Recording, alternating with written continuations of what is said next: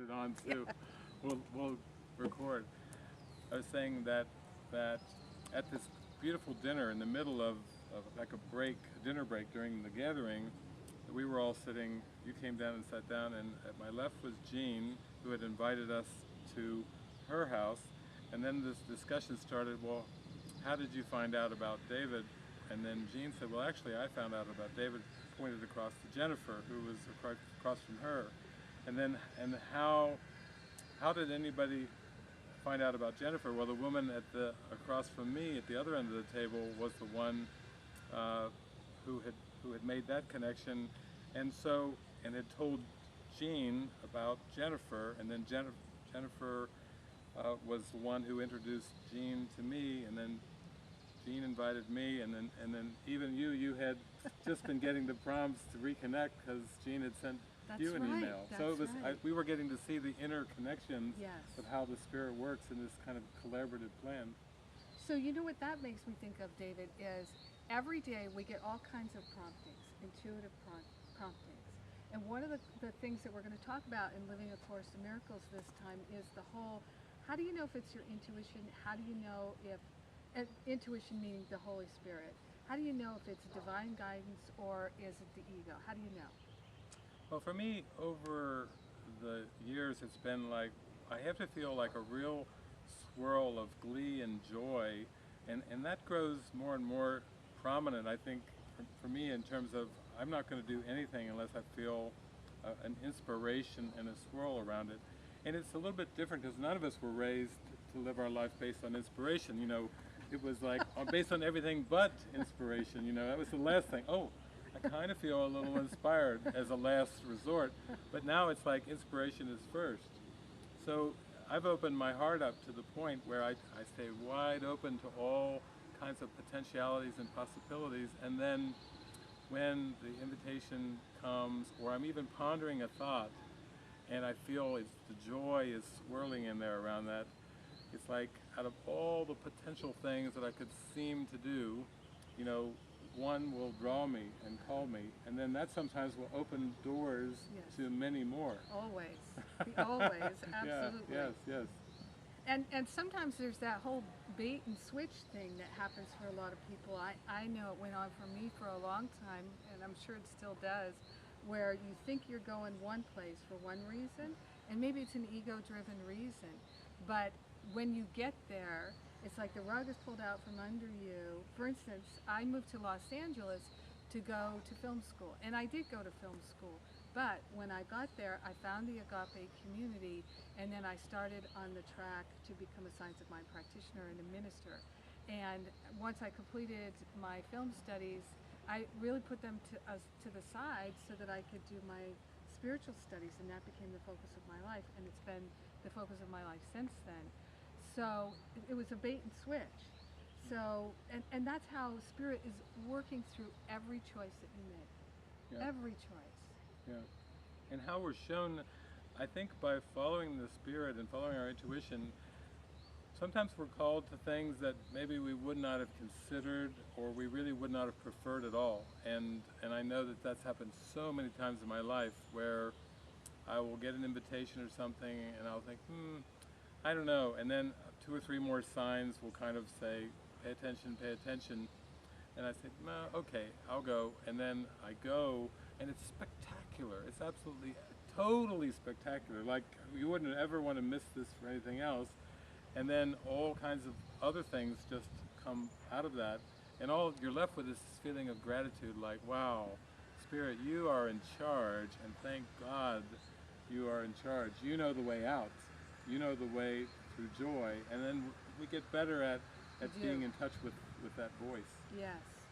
You know, I heard, it was actually Mary Morrissey many years ago. She told a story about getting some divine guidance, and people were asking her, how do you know it's divine guidance? And I thought she gave the best answer.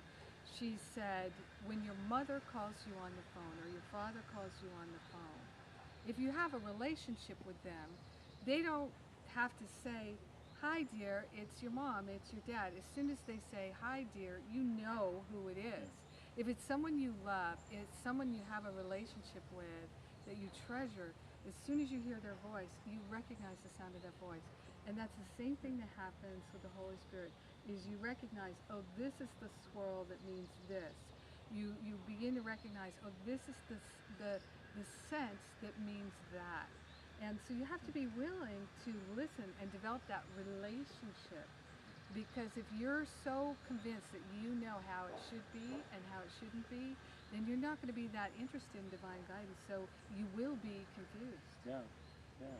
So without that relationship, that's what it seems like for a lot of the people on the planet. They have some underlying fear and doubt and insecurity, and they kind of just hack their way through the jungle. Here we are in the jungle. They kind of get the machete out, and every day it's a lot of wielding of the machete, and it's a pretty rough life when you have to carve out all your pathways every day. With the Spirit, it's more like the pathways are already cut. And like the Course says, when you have learned how to decide with God, every decision becomes as easy and as right as breathing, and it will be as if you are carried down a quiet path in summer. And wow, carried down a quiet path, that's so much different than hacking your way with a machete through and sweating and grunting and fighting, and I have to say we're kind of more living proof of, if you do that and you do it enough and you keep nurturing the willingness, then it's going to take you in this direction. And it's really what everyone wants. They may not consciously want it. This is a world where it's based on, the going get tough, so the tough get going, and striving and working hard and really like pushing your way through to achieve and accumulate and accomplish. And the Spirit's really the other way. It's like this small, still voice that's just saying, relax, settle down and listen to me, and I will make it much easier for you and bring you into peace of mind. The Spirit will never say, you should do this. If you don't do that, people won't like you. Spirit will never speak in that tone. That's how you recognize if it's quiet, if it's simple, if it's direct, and it's got that sense of you keep hearing it again and again and again and again and again. Because that's the great thing, is our own holiness, the higher self, the Holy Spirit, however you want to describe it, will never give up on you. Never. You will never be lost to God. Never. So no matter how far you try to go and hide, you're right there. Even if you make your bed in hell, right there. So when you're willing to say, I have heard that 1,000 times today, I'm gonna try that way and just see what happens. Be adventurous. Sometimes that's what it requires. It requires a willingness to be adventurous. But if you think you know how it should be, you're probably not going to listen to that voice. It will seem scary to listen to that voice.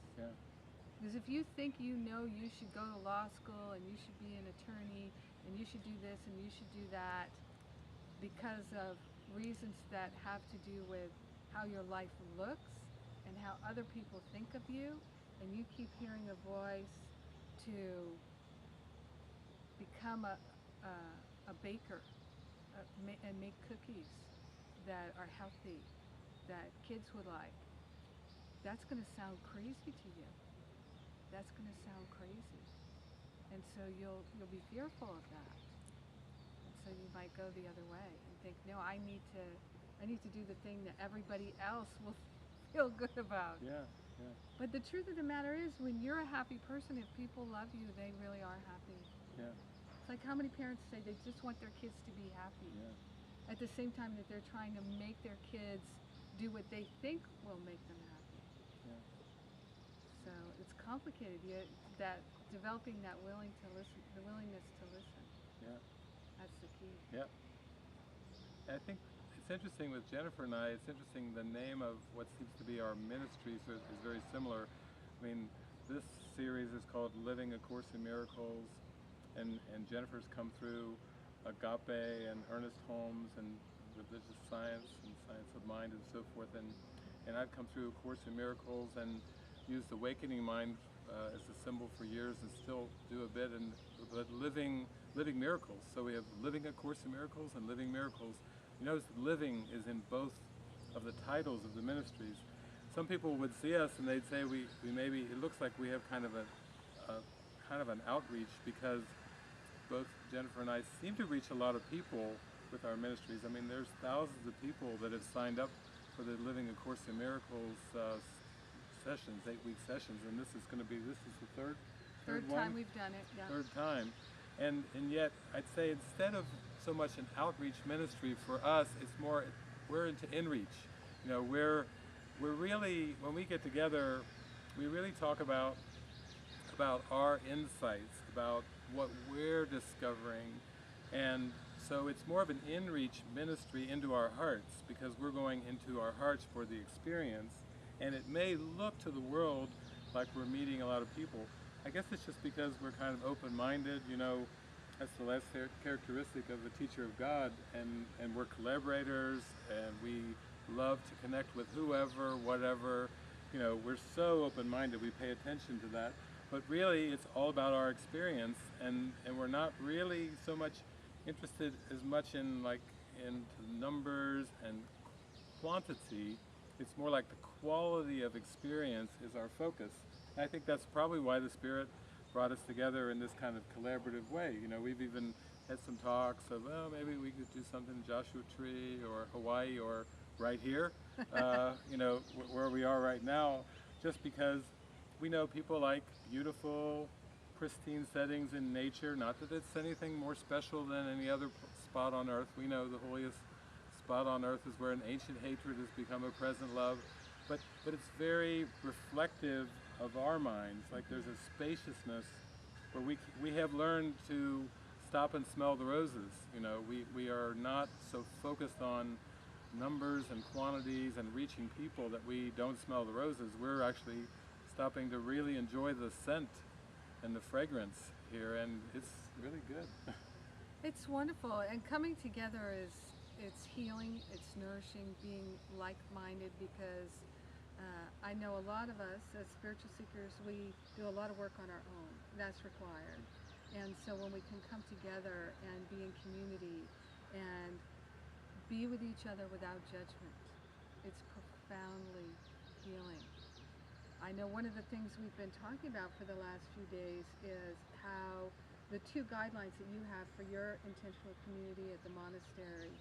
And why don't you, I'm sure a lot of your people know, but for folks who'll be listening to this who aren't as familiar with you, what are the 2 guidelines at the monastery there? 2 guidelines are no private thoughts and no people pleasing. And the no private thoughts, there's no shouldn'ts with it. It's just that when thoughts arise that weren't given to you by God, we'll say when egoic thoughts arise, or judgments, or attack thoughts, criticisms arise, that instead of stuffing them down with kind of oh, I shouldn't think that, oh, I shouldn't be feeling these feelings, it's not spiritual, oh, I better never let anyone know that I have these thoughts. Mm-hmm. It's better when you have a sense of safety and comfort, and you're in among friends, to be able to take the lid off, let them up, and then let them go. And all spiritualities emphasize letting go of judgments, grievances, attack thoughts. So in one sense, it's like a practical application of that, where there's a permission to let them up and let them go. And if you're doing it with another person, or you're doing it in a small group, then it's a great opportunity to not take them personally.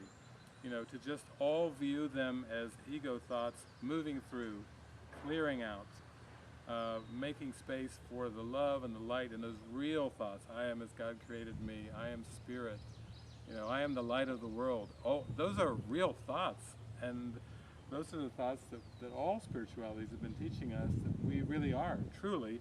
But as long as we have a layer of these imposter thoughts that we're too afraid to even admit that we're thinking them, and we stuff them back down in the unconscious, how are we going to let them go if we're so afraid that they're real? We have to be shown by the Spirit that they're not.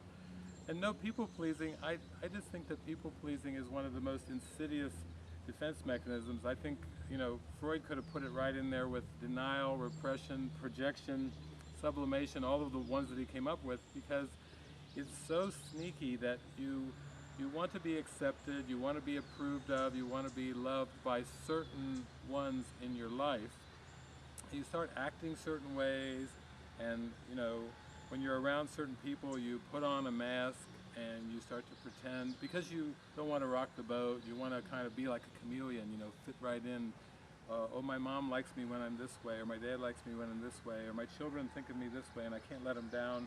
And these are so common that they just aren't even questioned. I mean, I've had people say, is that people pleasing? I was just trying to be a loving mother or spouse, and I didn't realize. I mean, of course I'm acting, I'm bending and twisting to be a certain way so that I'll be loved, but I thought that was love. And the more you get into this deeper Right. spirituality, you see that shaping and molding yourself in your mask to to be accepted by others and approved by others, it drives you nuts, and it's very tiring.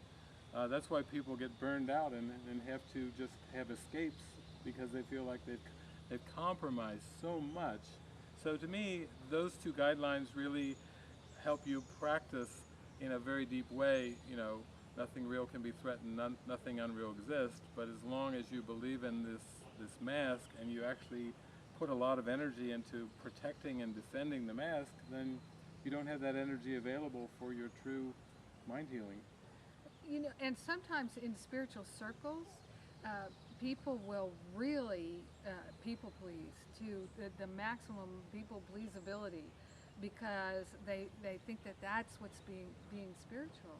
And so it's about being willing to say how you really feel and even to share your thoughts with moving into that space of not believing that they're true. So like if I were to, just to make something up, if I were to say, I really have this recurring thought that keeps coming up that you should be different than you are, David. I love you and I appreciate you, but it just keeps hounding on my mind that you should live in a different way, or you should have different shoes on, or something Yes. like that. The spiritual the teacher should never show up in sandals. He should show up in a shirt and a tie. And this is just this is not good. This is crazy. If I were to say that to you without thinking that I was right, but actually to expose it and say, can you help me look at this thought? Yeah. Can you help me look at it so I don't have to repress it or carry it around or make it something real? Yeah. Then we can, first of all, if he's not used to doing that, he might be shocked. But then he might start laughing and say, oh my God, I think we could start to do this together. Yeah. How cool would that be? Yeah. Yeah. That we don't have to take these thoughts seriously, even if we feel our life depends upon it. Yeah.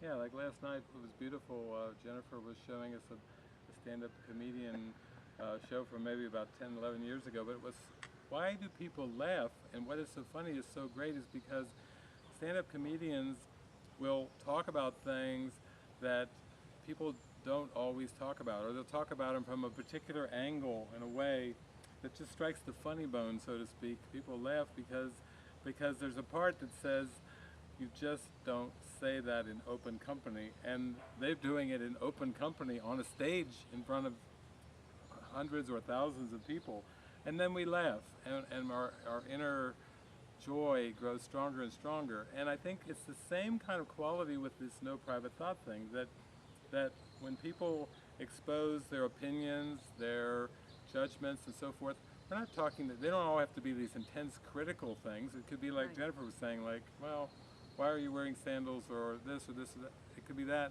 If you have the freedom to express that, and you can start to laugh at the things and not take clothing and all these things about appearance and things so serious, that laughter starts to grow stronger and stronger, and it prepares you for something that, like this comedian last night was talking about, I don't know, when Frank Sinatra was reported as having died or something, and Oh, yeah. just his facial expression, he was going back and forth between it's serious and I should be sad, and it's kind of funny. There was a funniness about not taking the thought of death seriously, and he was just doing it with his eyes and his facial expression back and forth, and everybody was roaring and the crowd laughing because, the ego has us take certain things very, very seriously, and other things, are supposed to be funny.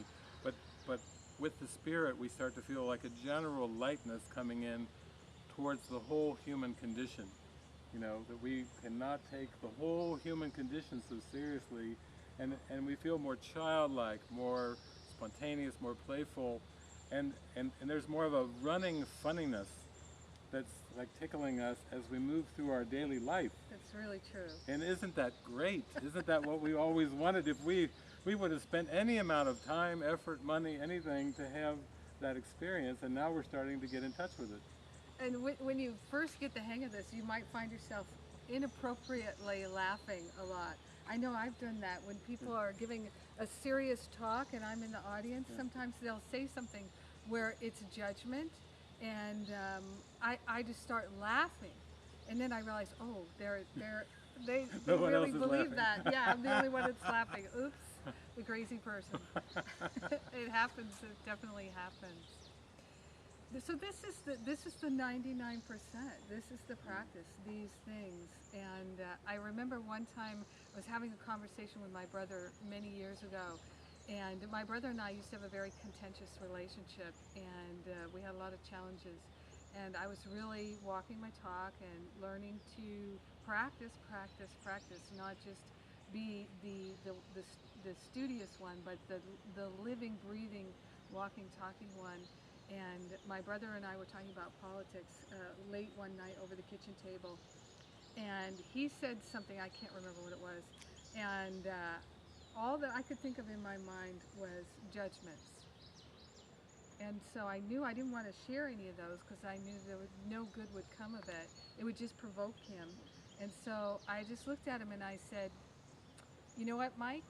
All I can think of are a whole bunch of judgments about what you just said, and I know that there's not one of those judgments that's actually true, so there's no point in saying them because I know they would just provoke you, and then we would have an argument, and I don't want that. I just want us to be loving and be able to connect and share how we feel and what's going on with each other, so I don't know what to say.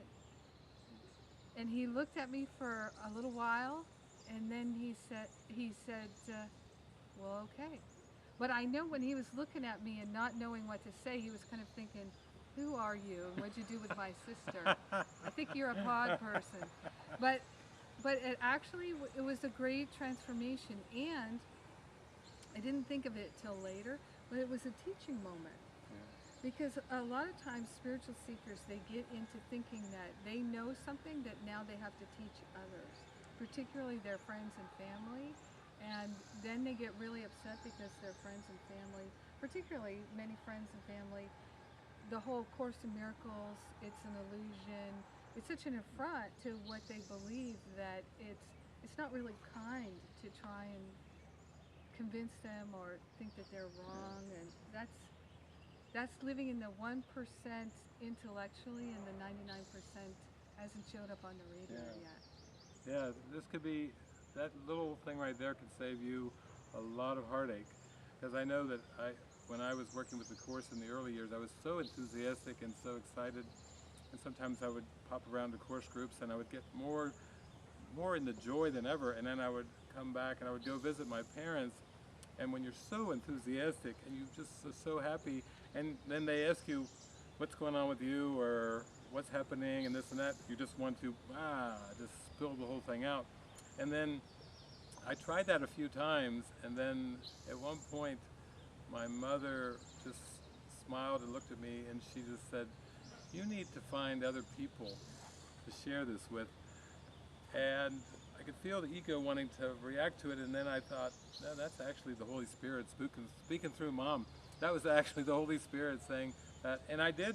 I just thought, that is absolutely true, that the Course says that we need to let Jesus and the Holy Spirit be in charge of where to bestow the miracles, And I thought, this is exactly what this lesson is, I'm going to be taken to meet a lot of people in a lot of places, and I'm going to be shown and guided where I can share my joy and let it be done in appropriate ways, mainly through my attitude and not through preaching to people or trying to correct people or teach people.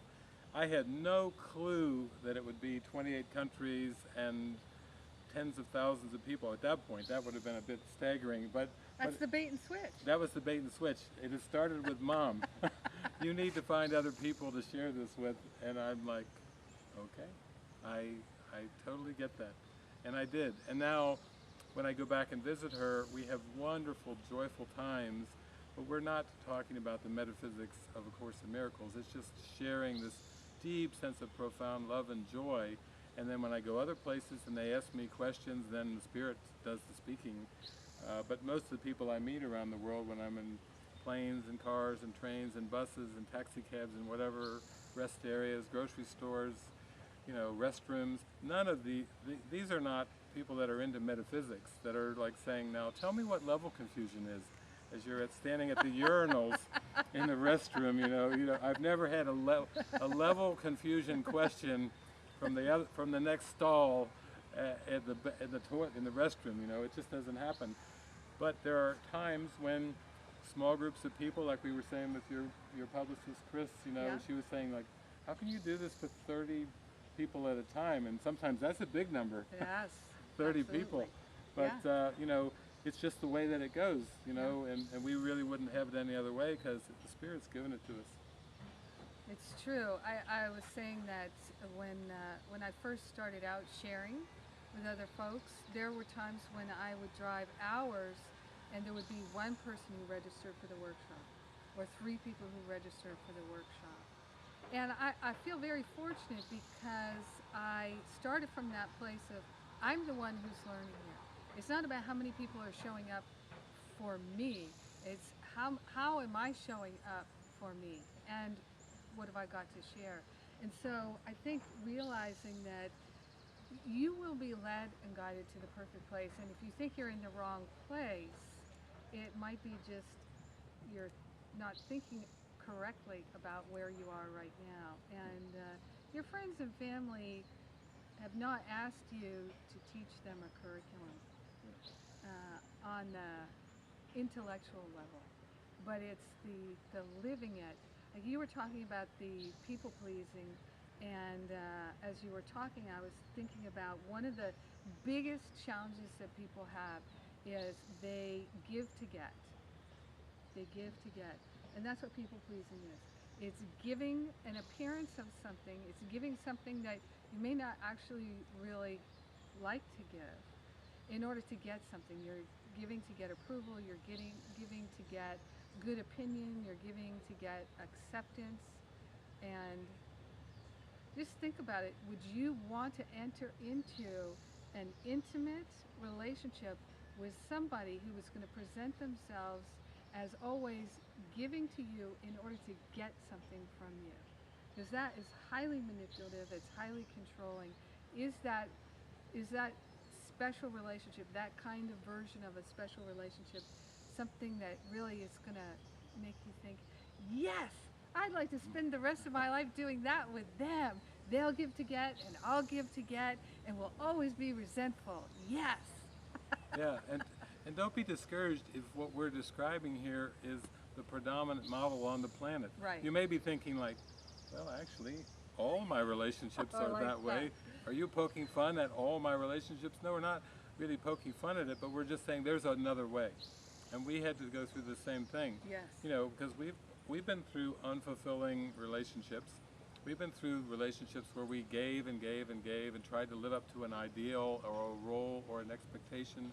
I mean, most couple relationships, as well as parent-child and employer-employee, we could go through the whole gamut. Yeah, friends. There's huge amount of expectations there, and all we're saying is this need not be. And if you're just even willing to move in this direction, maybe it's just with start working with one particular relationship where you start to feel a swirl of potential where that could actually happen. Yes. And then you work with that and it starts to expand and you go, whoa, if it can work with this one, maybe it can work with all the rest. And that's all we're talking about right now is we've been practicing this for many years, very sincerely too. This is not a little side thing that we do, moonlighting on the side, oh, let's work on our relationships. This is like the core of what we focus on every single day, Minute by minute. and minute by minute, second by second, we're just going about this. And then what benefits, because, when people even say things to me like, are you in a relationship or something, that starts to be funny. When do you define in and out? It's more like we're kind of in a continuous relationship inspired by the Spirit that has no beginning and ends, and yet that's just not the way that people believe and interact. That seems to be like major categories, whether you're in a relationship or not, whether you're coupled off or you're single. I guess for Jennifer and I, we are in a relationship with Spirit and in a purpose That's right. that excites us, that thrills us, that we just love to talk about, and we love to just be in too. We're out here in nature, and we've just spent the last couple of days basking in this presence. Yes. And so, are you in a relationship? We're in a relationship with a calling, with a purpose, and maybe that's why we seem to have ministries, even though we don't even know where they begin and where they end. It's just too vast to even try to define. In a sense, we don't really know what we're doing, but we know what the motivation is. So we take that motivation into whatever's going on, because we get new opportunities, and that it's all of a sudden it's take a right turn here, and you thought you were going to go over here, but you go there. And what David's saying is so vital to understand that really you only have one relationship.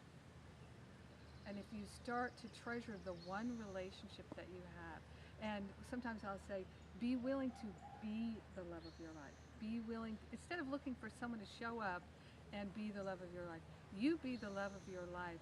And then you start to recognize that there's literally no separation between you and everyone you meet. So then everyone and everything can be the love of your life. You have a life of love. And it'll look totally different than maybe what you thought you wanted before. But the difference is that you're enjoying what you have, instead of thinking that what you don't have is what you need to make you happy. You can actually be in the happiness right now.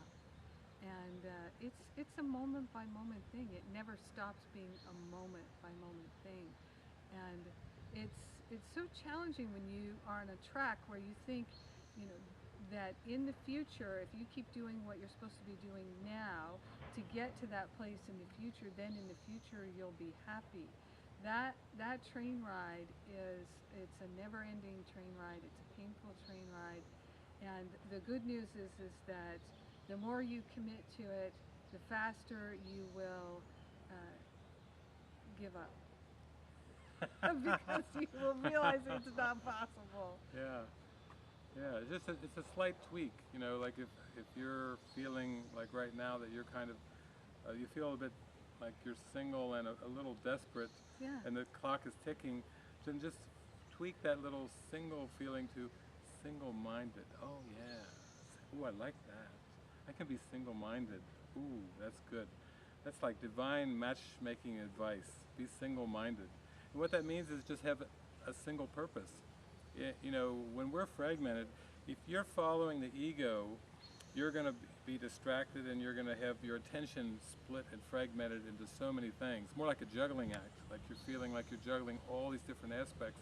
No wonder you feel tired, no wonder you feel worn out and beat up, because a fragmented mind is not a natural mind. A whole mind, a single mind, a mind with a single purpose, a unified purpose will show you a whole new world, a new fantastic point of view, like the story says, the Aladdin song. So at first it takes a bit of, it's like a leap of faith, a leap of trust to believe that there is such a thing as a unified purpose in this crazy, fragmented kind of world. But we're just here to tell you that there is, and that we have been following it, and it's bringing in immediate results. And it's not something that you have to hope for in the future. It's like when you really give your mind over to it, there could be some pretty quick, sudden changes that just take your breath away, that are so miraculous, and that leave you in this feeling of knowing that your whole life will be different than it was in the past. Yeah, it's not easy. It's not easy to to get the lift off. And it is our little willingness that does the trick. It's that being willing to be willing in every moment. And sometimes it's been so helpful to me to say, well, I'm willing to be willing. I'm willing to be willing. That got me through some tough times for a couple of years. And then the willingness was more and more present. And because you build experience where you give up what you think it should be, and it's not painful. It's actually a door opening. And then you have that experience a few times and you go, oh, well, maybe this actually works, and maybe I could trust God. I could trust the invisible. I could trust love to lead me and guide me. Yeah. Yeah. And wow. And wow. But you know, it may mean that you stay in that job for 30 years and it's perfect. It just everybody's path is different. Yeah. Yeah, it's really, you're cultivating a change of mind, and then the rest is it will just be given, you know.